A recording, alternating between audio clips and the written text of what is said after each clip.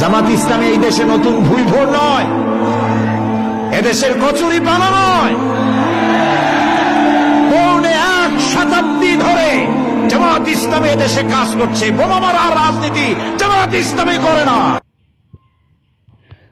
ধান দেখছি, নৌকা দেখছি, লাঙ্গলও দেখলাম, এবার দাড়িপাল্লা দেখুম।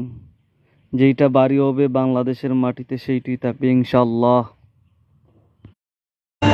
জামাত ইসলামী এই দেশে নতুন ভুল ভোর নয়, এদেশের কচুরি পানা নয়।